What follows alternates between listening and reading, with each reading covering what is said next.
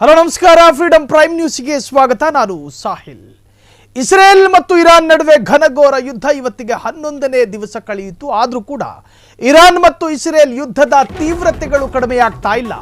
Israel Iran ನಡುವೆ ಘನಘೋರ ಯುದ್ಧ, ಅದರ ತೀವ್ರತೆಯ ಪ್ರಮಾಣ ಈವರೆಗೂ ಕಡಿಮೆ ಆಗಿಲ್ಲ.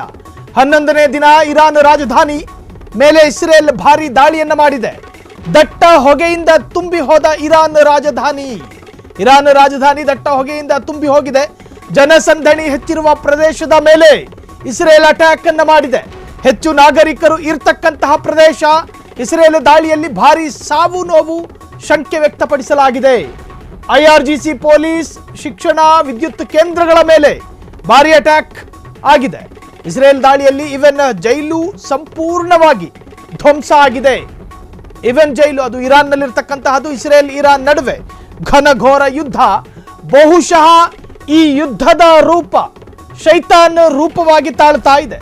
ದಿನದಿಂದ ದಿನಕ್ಕೆ ಯುದ್ಧದ ತೀವ್ರತೆ ಹೆಚ್ಚುತ್ತಾ ಇದೆ. ಒಂದು ಕಡೆ ಇಸ್ರೇಲ್ನ ಆಸ್ಪತ್ರೆಯನ್ನ ಗುರಿಯಾಗಿಸಿತ್ತು ಇರಾನ್, ಮತ್ತೊಂದು ಕಡೆ ಇರಾನಿನ ಕೆಲ ಪ್ರಮುಖ ಪ್ರದೇಶಗಳನ್ನು ಇವತ್ತು ಇಸ್ರೇಲ್ ಗುರಿಯಾಗಿಸಿದೆ. ಅಮೆರಿಕ ಮಧ್ಯಪ್ರವೇಶದ ನಂತರ ಮತ್ತಷ್ಟು ತೀವ್ರತೆಯನ್ನ ಪಡೆದುಕೊಳ್ಳುತ್ತಾ ಆರಂಭದ ದಿನಗಳಲ್ಲಿ ಇವತ್ತಲ್ಲ ನಾಳೆ ಒಂದು ಇರಾನ್ ಶರಣಾಗತಿ ಆಗಬಹುದು, ಯುದ್ಧಗಳು ಕದನ ವಿರಾಮದಿಂದ ನಿಲ್ಲಬಹುದು ಎನ್ನುವಂತಹ ಶಂಕೆ ಇತ್ತು. ಆದರೆ ಯಾವಾಗ 4 ದಿನ ಕ್ರಾಸ್ ಆಯಿತು, ಯಾವಾಗ ಮಧ್ಯಪ್ರವೇಶ ಅಮೆರಿಕ ಮಾಡ್ತೋ, ಆ ಅಮೆರಿಕದ ಮಧ್ಯಪ್ರವೇಶಕ್ಕೂ ಕೂಡ ಇರಾನ್ನ ಅಧ್ಯಕ್ಷ ಖಮೇನಿ ಸೊಪ್ಪು ಹಾಕಲಿಲ್ಲ. ಇರಾನಿನ ವಿದೇಶಾಂಗ ಸಚಿವರ ಮಾತುಗಳು ಕೇಳಿ ಈ ಯುದ್ಧ ನಿಲ್ಲುವಂತಹದ್ದಲ್ಲ. ಈ ಯುದ್ಧದ ಉನ್ಮಾದ ನಿಜಕ್ಕೂ ಕೂಡ ಎರಡೂ ದೇಶಗಳಲ್ಲಿ ಕಡಿಮೆ ಆಗೋ ಲಕ್ಷಣಗಳು ಗೋಚರವಾಗ್ತಾ ಇಲ್ಲ. ನಾಗರಿಕರ ಎಡೆಯಲ್ಲಿ ಚರ್ಚೆಯಾದಂತಹ ವಿಚಾರ ಇರಾನ್ ಮತ್ತು ಇಸ್ರೇಲ್ ನಡುವಿನ ಯುದ್ಧ. ದಿನದಿಂದ ದಿನಕ್ಕೆ ಅದರ ತೀವ್ರತೆ, ಅದರ ಬೇರೆ ಬೇರೆ ರೂಪದ ದಾಳಿಗಳು, ಬೇರೆ ಬೇರೆ ಪ್ರಯೋಗಗಳು, ದಿನಕ್ಕೊಂದೊಂದು ಹೊಸತು ಪ್ರಯೋಗಗಳು ಕಾಣಿಸ್ತಾ ಇದೆ. ಜಾಗತಿಕವಾಗಿ ಬೇರೆ ಬೇರೆ ದೇಶಗಳು ಇರಾನ್ ಮತ್ತು ಇಸ್ರೇಲ್ನ ಯುದ್ಧದಿಂದ ಆರ್ಥಿಕವಾದಂತಹ ಸಂಕಷ್ಟ, ಇಂಧನದ ಕೊರತೆ, ಇರಾನ್ನಿಂದ ಭಾರತ ಏನೇನು ಆಮದು ಮಾಡಿಕೊಳ್ತಾ ಇತ್ತು ಆ ಆಮದುಗಳೆಲ್ಲವೂ ನಿಂತು ಹೋಗುವಂತಹ ಭೀತಿ. ಈಗಾಗಲೇ ಭಾರತದಿಂದ ಬಾಸ್ಮತಿ ರೈಸ್ ಕೂಡ ನಾವು ಇರಾನಿಗೆ ಎಕ್ಸ್ಪೋರ್ಟ್ ಅನ್ನು ಮಾಡ್ತಾ ಇದ್ವಿ. ಅದರಿಂದ ಸಾಕಷ್ಟು ಆರ್ಥಿಕತೆಯೂ ಕೂಡ ಭಾರತಕ್ಕಿತ್ತು. ಆದರೆ ಅದು ಕೂಡ ಈಗ ಲೀಲಾಜಾಲವಾಗಿ ಎಕ್ಸ್ಪೋರ್ಟ್ ಮಾಡಲು ಸಾಧ್ಯ ಆಗ್ತಾ ಇಲ್ಲ. ಅದಕ್ಕೊಂದಷ್ಟು ಸಂಕಷ್ಟಗಳು. ಹೀಗೆ ಇರಾನ್ ಮತ್ತು ಇಸ್ರೇಲ್ ನಡುವಿನ ಯುದ್ಧ ನಿಜಕ್ಕೂ ಕೂಡ ಘನಘೋರ ರೂಪವಾಗಿ ಬದಲಾಗ್ತಾ ಇದೆ. ಇವತ್ತಿಗೆ 11 ದಿವಸ ಆಯಿತು. ಈ ಕ್ಷಣ ನೋಡಿದ್ರೆ ಇಸ್ರೇಲ್ ಇರಾನ್ ಮೇಲೆ ನಡೆಸಿರ್ತಕ್ಕಂತಹ ದಾಳಿಯಲ್ಲಿ ಇರಾನಿನ ಸಾಕಷ್ಟು ನಾಗರಿಕರು ಸಾವನ್ನಪ್ಪಿರುವ ಶಂಕೆಯೂ ಕೂಡ ವ್ಯಕ್ತವಾಗ್ತಾ ಇದೆ. ಸೊ ಇನ್ನು ಇರಾನ್ ಮತ್ತು ಇಸ್ರೇಲ್ ನಡುವಿನ ಯುದ್ಧಕ್ಕೆ ಸಂಬಂಧಪಟ್ಟ ಹಾಗೆ ಸಾಕಷ್ಟು ಬ್ರೇಕಿಂಗ್ ಅಪ್ಡೇಟ್ಸ್ಗಳು ಕೂಡ ಲಭ್ಯವಾಗ್ತಾ ಇದೆ. ಹಾಗಾದ್ರೆ ಇರಾನ್ ಮತ್ತು ಇಸ್ರೇಲ್ ನಡುವಿನ ಯುದ್ಧಗಳು ಮತ್ತಷ್ಟು ತೀವ್ರತೆಯನ್ನು ಪಡೆದುಕೊಳ್ಳುತ್ತಾ? ಹಾಗಾದರೆ ಈಗಾಗಲೇ ಇರಾನ್ ಮೇಲೆ ಮಾಡಿರತಕ್ಕಂತಹ ದಾಳಿಯಲ್ಲಿ ಇಸ್ರೇಲ್ ನಿಜಕ್ಕೂ ಕೂಡ ಹೊಸ ಪ್ರಯೋಗವನ್ನು ಮಾಡಿದೆ. ಈ ಪ್ರಯೋಗದಲ್ಲಿ ಇರಾನಿನ ನಾಗರಿಕರು ಅನೇಕರು ಸಾವನ್ನಪ್ಪಿರ್ತಕ್ಕಂತಹ ಶಂಕೆಗಳು ಕೂಡ ವ್ಯಕ್ತವಾಗ್ತಾ ಇದೆ. ಇರಾನ್ನ ಫೋರ್ಡೋ ಅಣು ಸ್ಥಾವರದ ಮೇಲೆ ಮತ್ತೊಮ್ಮೆ ದಾಳಿ ಮಾಡಲಾಗಿದೆ. ಕ್ಷಿಪಣಿ ಡ್ರೋನ್ ಮೂಲಕ ಭೂಗರ್ಭ ಅಣುಶುದ್ಧಿ ಕೇಂದ್ರದ ಮೇಲೆ ಇಸ್ರೇಲ್ ಮುಗಿಬಿದ್ದಿರುವಂತಹದ್ದು.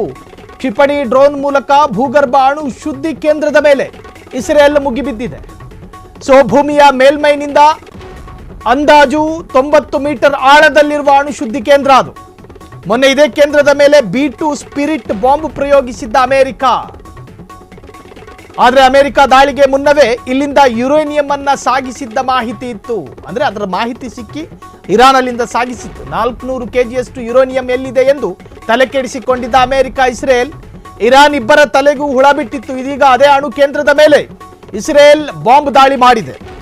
ಇರಾನಿನ ಯಾವ ಸ್ಥಳದ ಮೇಲೆ ಬಾಂಬ್ ದಾಳಿ ಆಗಬಾರದು ಅಂತ ಹೇಳಿ ಇರಾನ್ ರಾತ್ರಿ ಹಗಲು ಕನಸು ಕಾಣ್ತಾ ಇದೆಯೋ, ಇಂತಹದ್ದೊಂದು ಪ್ರಮುಖ ಭೂಗರ್ಭದ ಮೇಲೆ ದಾಳಿ ಆದ್ರೆ ಇರಾನಿನ ಅತ್ಯಂತ ಮರ್ಮ ಭಾಗವೇ ಸುಟ್ಟು ಹೋಗುತ್ತೆ.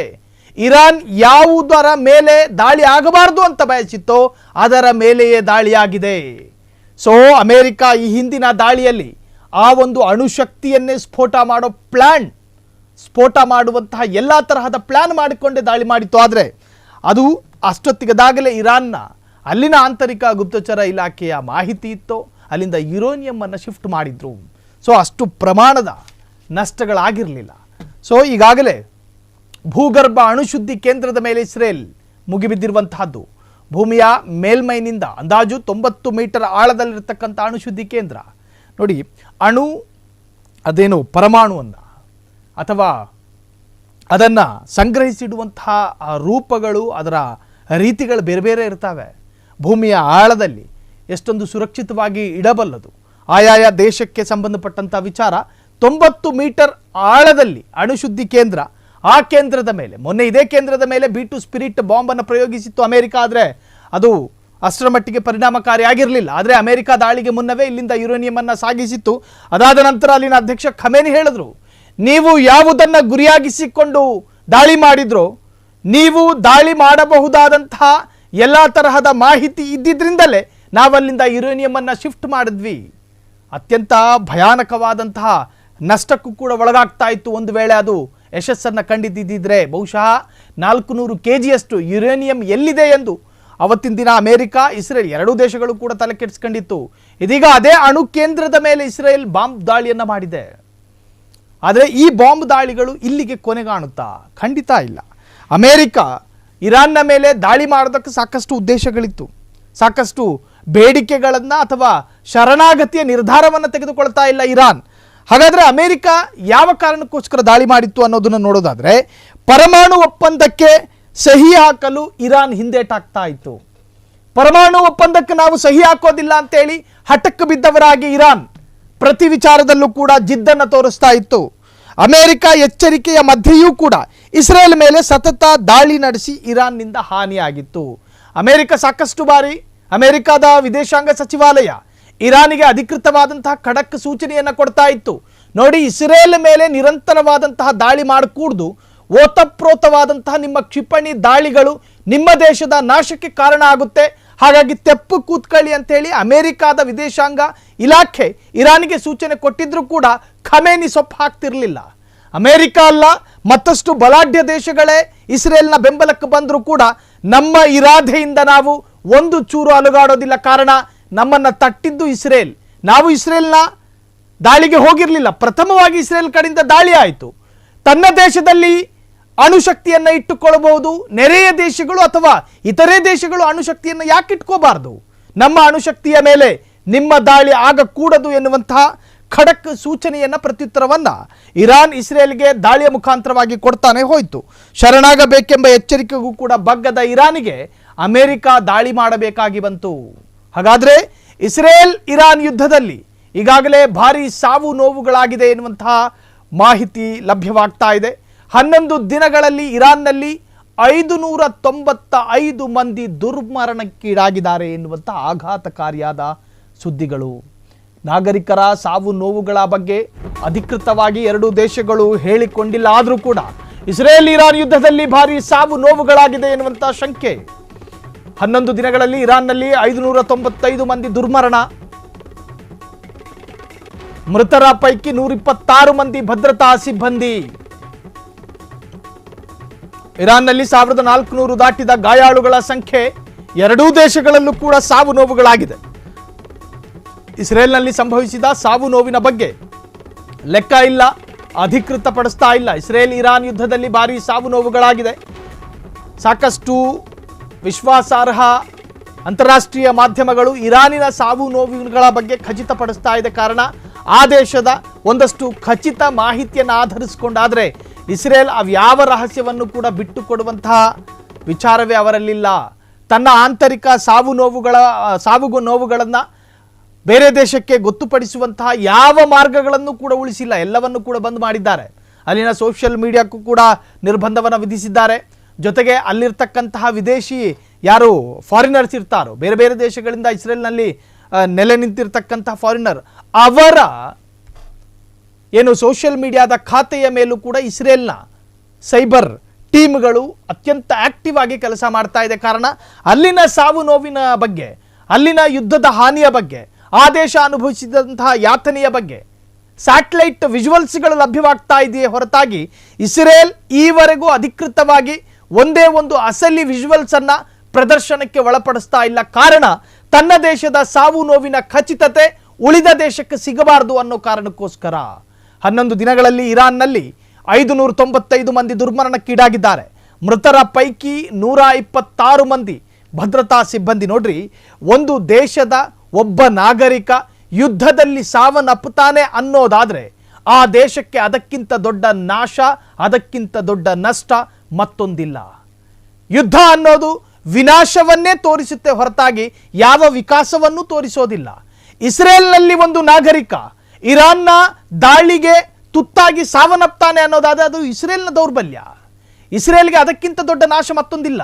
ಇರಾನ್ನಲ್ಲಿ ಈಗಾಗಲೇ ಸಾಕಷ್ಟು ನಾಗರಿಕರು ಸಾವನ್ನಪ್ಪಿದ್ದಾರೆ. ಕಾರಣ ಏನು ಅಂತ ಕೇಳಿದ್ರೆ ಯುದ್ಧದ ಕಾರಣ, ಕ್ಷಿಪಣಿಗಳ ದಾಳಿ, ಅಟ್ಯಾಕ್.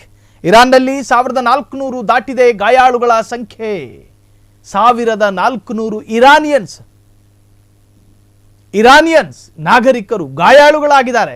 ಆ ಗಾಯಾಳುಗಳ ಪೈಕಿ 900ಕ್ಕೂ ಹೆಚ್ಚು ಜನ ಸಾವು ನೋವು ಅಥವಾ ಸಾವು ಬದುಕಿನ ನಡುವೆ ಹೋರಾಟ. ಇರಾನ್ ಮೇಲೆ ದಾಳಿ ಮಾಡಿದವರಿಗೆ ತಪ್ಪದೆ ಶಿಕ್ಷೆ ಕೊಡ್ತೇವೆ, ಇದು ಖಮೇನಿ. ಇಸ್ರೇಲ್ ಅಮೆರಿಕಾಗೆ ಕಠಿಣ ನಿರ್ಣಯಾತ್ಮಕ ರಿಯಾಕ್ಷನ್ ಇರುತ್ತೆ. ಜಿಯೋನಿಸ್ಟ್ ಶತ್ರು ದೊಡ್ಡ ತಪ್ಪು ಮಾಡಿದ್ದ, ದೊಡ್ಡ ಅಪರಾಧ ಮಾಡಿದ್ದಾನೆ, ಅದಕ್ಕೆ ಶಿಕ್ಷೆ ಆಗಲೇಬೇಕು. ನಾವು ತಪ್ಪದೆ ಶಿಕ್ಷೆ ಕೊಡ್ತೀವಿ, ಸೂನ್, ಶಾರ್ಟ್ಲಿ ಅದಕ್ಕೆ ಶಿಕ್ಷೆ ಆಗಲೇಬೇಕು. Iran supreme leader Ayatollah Khamenei first tweet ಮಾಡಿದ್ದಾರೆ. ಇರಾನ್ ಮೇಲೆ ದಾಳಿ ಮಾಡಿದವರಿಗೆ ತಪ್ಪದೆ ಶಿಕ್ಷೆ ಕೊಡ್ತೇವೆ. ಇರಾನಿಗೆ ಏನು ಈ ಹಿಂದೆ ಸಾಕಷ್ಟು ಬಾರಿ ಅಮೆರಿಕ ಎಚ್ಚರಿಕೆಯನ್ನು ಕೊಡ್ತಾ ಇತ್ತು. ಆದರೆ ಅದು ಯಾವ ಎಚ್ಚರಿಕೆಯನ್ನು ಕೂಡ ಸ್ವೀಕರಿಸಿಕೊಳ್ಳುವ ಸಂದರ್ಭವೋ ಅಥವಾ ಸ್ವೀಕರಿಸಿಕೊಳ್ಳುವಂತಹ ಮನಸ್ಥಿತಿಯೋ ಇರಾನಿಗಿರಲಿಲ್ಲ. ಪ್ಯಾಲೆಸ್ತೀನ್ನ ಅದು ಯಾವುದೋ ಗಾಜಾ ಪಟ್ಟಿಯ ಹಾಗೆ ಒಂದು ದಾಳಿಗೆ ಶರಣಾಗಬಹುದು. ಗಾಜಾ ಪಟ್ಟಿಯು ಕೂಡ ಶರಣಾಗತಿಗೆ ಯಾವ ಘಳಿಗೆಯಲ್ಲೂ ಕೂಡ ಸಿದ್ಧತೆಯಲ್ಲಿರಲಿಲ್ಲ. ಆದರೆ ಇರಾನ್ ಅದರಂತೇನೆ ಅಂತ ಅನ್ಕೊಂಡಿದ್ರು. ಆದರೆ ಇರಾನ್ ಮಾತ್ರ ಯಾವ ಸವಾಲಿಗೂ ಕೂಡ ಬಗ್ಗಿರಲಿಲ್ಲ. ಭಾರತ ಮತ್ತು ಇರಾನ್ ಆ ಸಂಬಂಧ ಸಾಂಪ್ರದಾಯಿಕವಾದಂತಹ ಸಂಬಂಧ. ಈ ಒಂದು 10 ವರ್ಷಗಳ ಎಡೆಯಲ್ಲಿ ಆ ಸಂಬಂಧಕ್ಕೆ ಕೊಳ್ಳಿಬಿತ್ತೆ ಹೊರತಾಗಿ ಈ ಹಿಂದೆ ದಶಕಗಳವರೆಗೂ ಕೂಡ ಇರಾನ್ ಮತ್ತು ಭಾರತ ಕಷ್ಟದಲ್ಲಿದ್ದಾಗ ಇರಾನ್ ಸಹಾಯ ಮಾಡಿದೆ. ಇರಾನ್ ಕಷ್ಟದಲ್ಲಿದ್ದಾಗ ಭಾರತವು ಕೂಡ ಪ್ರತಿ ಸಹಾಯವನ್ನು ಮಾಡಿದೆ. ಇಂಧನದಲ್ಲಿ ಬಹಳಷ್ಟು ಸಾಲ ಸೂಲದ ವ್ಯವಹಾರಗಳಿತ್ತು. ಇಂಧನದ ವಿಚಾರದಲ್ಲೂ ಕೂಡ ಭಾರತಕ್ಕೊಂದು ಸ್ಪೆಷಲ್ ರಿಯಾಯಿತಿ ಇತ್ತು. ಕಾರಣ ಖಮೇನಿಯವರ ತಾತ ಮೂಲತಃ ಭಾರತೀಯರು. ಸೊ ಹಾಗಾಗಿ ಇರಾನ್ ದೇಶದ ಅಧ್ಯಕ್ಷ ಅಯಾತುಲ್ಲಾ ಖಮೇನಿ ಅನ್ನೋ ಕಾರಣಕ್ಕೋಸ್ಕರ ಈ ಒಂದು 10 ವರ್ಷಗಳ ಎಡೆಯಲ್ಲಿ ಒಂದಷ್ಟು ಸಂಬಂಧಗಳು ಬಿಗಡಾಯಿಸ್ತೇ ಹೊರತಾಗಿ. ಹಾಗಾಗಿನೇ ಭಾರತ ನೋಡಿ ಪ್ರತ್ಯಕ್ಷವಾದಂಥ ಇಸ್ರೇಲ್ ಬೆಂಬಲವನ್ನು ವ್ಯಕ್ತಪಡಿಸ್ತಾ ಇಲ್ಲ. ಇರಾನ್ನನ್ನು ಬಿಟ್ಟುಕೊಡೋದಕ್ಕೆ ಭಾರತ ಬಯಸ್ತಾ ಇಲ್ಲ, ಇಸ್ರೇಲ್ನನ್ನು ಕೂಡ ಬಿಟ್ಟುಕೊಡೋದಕ್ಕೆ ಭಾರತ ಬಯಸ್ತಾ ಇಲ್ಲ. ಎರಡೂ ದೇಶಗಳ ಮಾನಸಿಕ ಮತ್ತು ದೈಹಿಕ ಸಂಬಂಧ ಸಂಪರ್ಕ ಭಾರತಕ್ಕೆ ಬೇಕು. ಆ ಅನಿವಾರ್ಯತೆಯಿಂದಾಗಿ ಪ್ರಧಾನಿ ನರೇಂದ್ರ ಮೋದಿಯು ಕೂಡ ಇರಾನ್ನ ಅಧ್ಯಕ್ಷರ ಜೊತೆ ಒಂದಷ್ಟು ಫೋನ್ ಸಂಭಾಷಣೆ ಮಾಡಿದ್ರು. ಏನೋ ಮಾತಾಡಕೊಂಡು ಸರಿಪಡಿಸ್ಕೊಳ್ಳಿ ಅಂತ ಹೇಳಿ. ಆದರೆ ಡೊನಾಲ್ಡ್ ಟ್ರಂಪ್ ಮಾತಿಗೆ ಸೊಪ್ಪು ಹಾಕದ ಇರಾನ್ ಭಾರತದ ನಮ್ಮ ಪ್ರಧಾನಿ ಗೌರವಾನ್ವಿತ ಪೀಠದಲ್ಲಿ ಅಥವಾ ಸ್ಥಾನದಲ್ಲಿರ್ತಕ್ಕಂತಹ ನರೇಂದ್ರ ಮೋದಿಯವರ ಮಾತಿಗೆ ಸೊಪ್ಪು ಹಾಕ್ತಾರಾ? ಈ ತರಹದ ಪ್ರಶ್ನೆಯೂ ಕೂಡ ಸಮಾಜದಲ್ಲಿ ಚರ್ಚೆಯಾಯಿತು. ಕ್ಷಣ ಕ್ಷಣದ ಸುದ್ದಿಗಳಿಗಾಗಿ ಫ್ರೀಡಂ ಟಿವಿ ಸಬ್ಸ್ಕ್ರೈಬ್ ಮಾಡಿ, ಲೈಕ್ ಮಾಡಿ ಹಾಗೂ ಫಾಲೋ ಮಾಡಿ. ಹೊಸ ಸುದ್ದಿಗಳ ನೋಟಿಫಿಕೇಶನ್ಗಾಗಿ ಬೆಲ್ ಐಕಾನ್ ಮೇಲೆ ಕ್ಲಿಕ್ ಮಾಡಿ.